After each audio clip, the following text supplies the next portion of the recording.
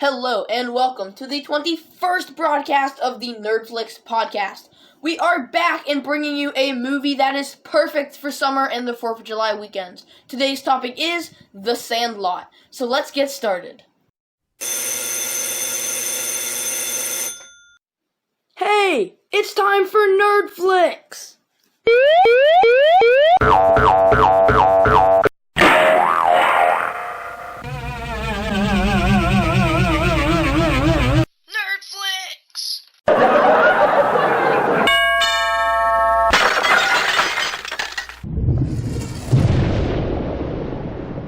Welcome to the Nerdflix podcast.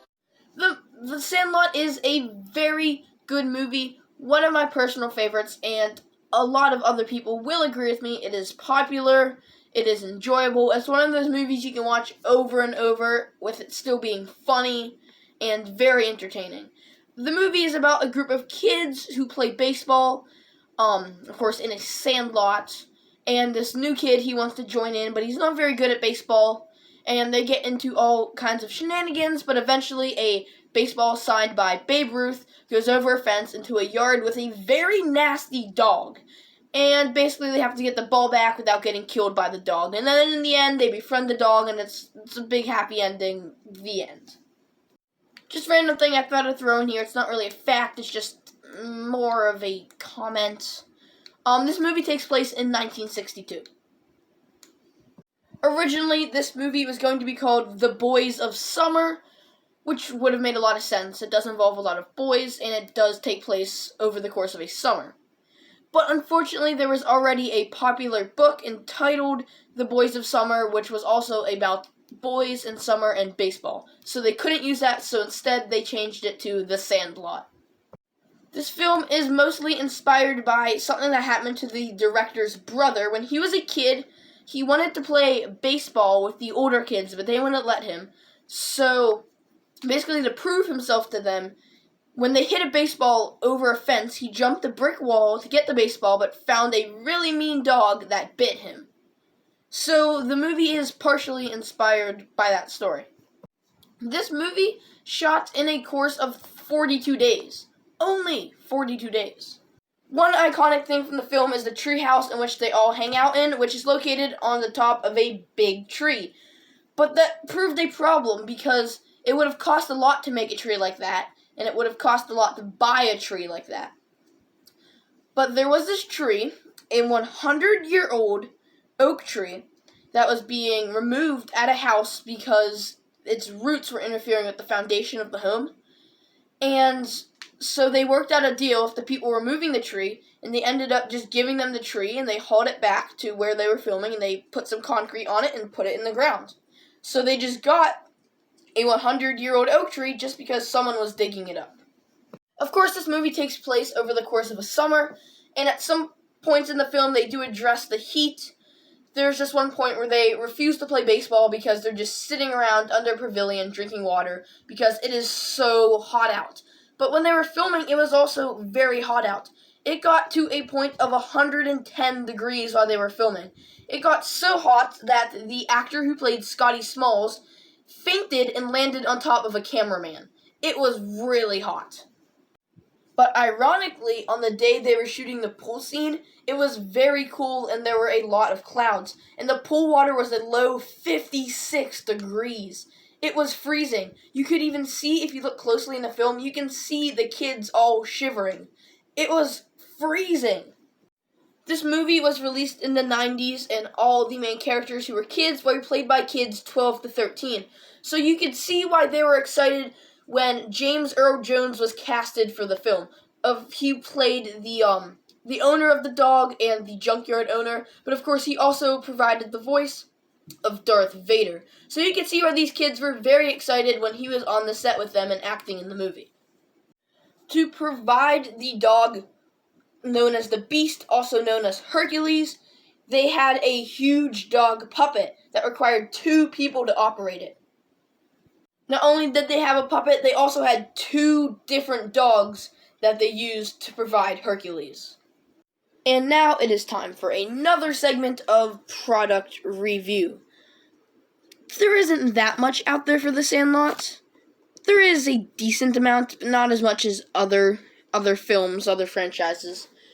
I don't actually really own anything for this movie besides the DVD. I own a lot of DVDs, if you haven't noticed. I've talked about my DVDs before. But so, just on Amazon, you can get a Sandlot poster. There's always posters available. Throw blanket, plenty of t-shirts.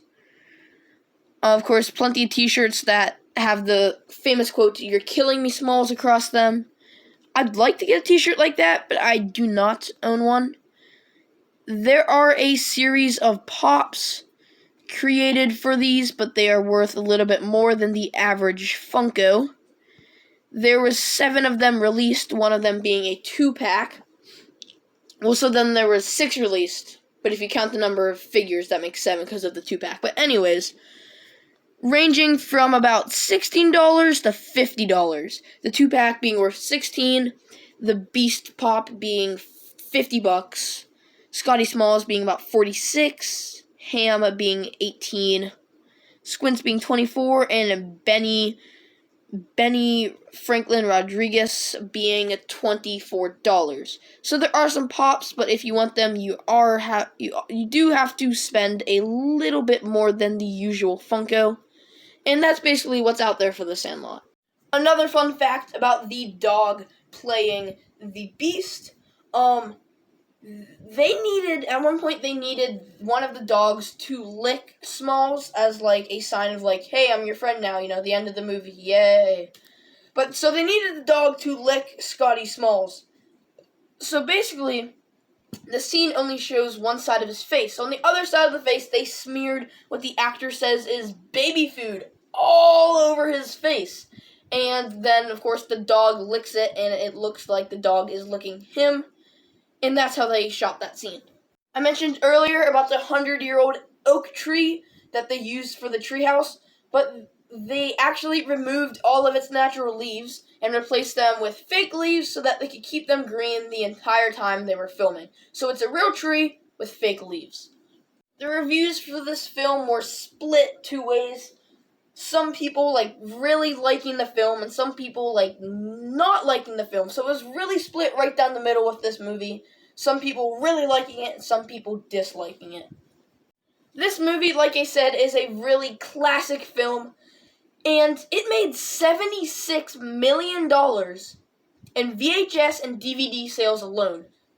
That's just the money they made in VHS and DVD sales. That's a lot of money. I know I have my DVD, but I only spent $11 on it. So that is a lot of people purchasing DVDs and VHS tapes of this movie. $76 million. This movie did have 2 sequels. They're not very good, and they were both sent straight to home video. The first one called The Sandlot 2, and then later on they made The Sandlot Heading Home. Very unknown films. They're really not as good as the original. Like I said, they went straight to home video, and they're very unknown. In 2018, they announced that there is going to be another Sandlot movie. Hopefully it's better than the 2 sequels. They announced that it's going to be a prequel to the film. They announced that back in 2018, but there hasn't been much update since then, so I don't know when that's going to be released or what's going on with that project. But more recently, Disney Plus has announced that they're making their own Sandlot-based series. This one taking place in the 1980s, so that's 20 years after the original one takes place.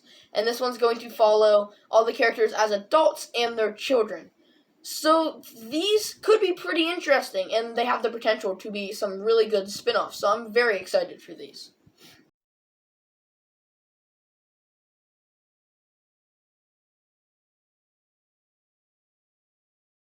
And now it is time for another segment of Forgotten Facts before we wrap up the show. This one goes all the way back to Nerdflix number 1, Spider-Man. And we will talk about today the different team-ups Spider-Man had, and some of them are very odd. He teamed up with Batman in a comic book once, and even in that same comic book, Joker teamed up with Carnage, which I find a very cool villain team-up. I spent a lot of time looking up fan art of that, and that is, pretty cool. Then Superman in another comic book. Later on, he teamed up with the Transformers. And then we get into the little bit of stranger stuff. He teamed up with the 1970s cast of Saturday Night Live. I don't know why. That was a little strange. But also in a 2008 comic book, he teams up with none other than Obama. So Spider-Man has had a lot of strange team-up comic books.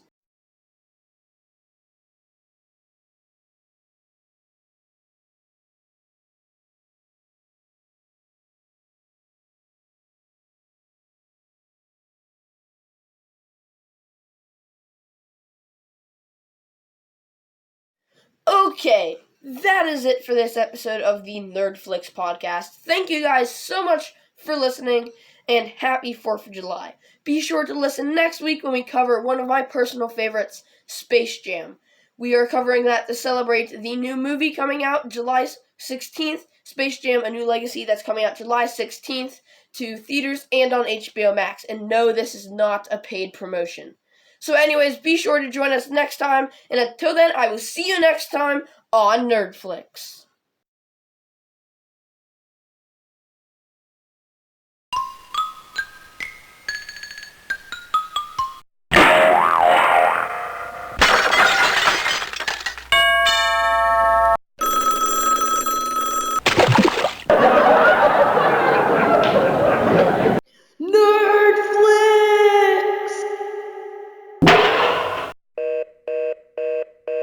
Thank you for listening. Goodbye.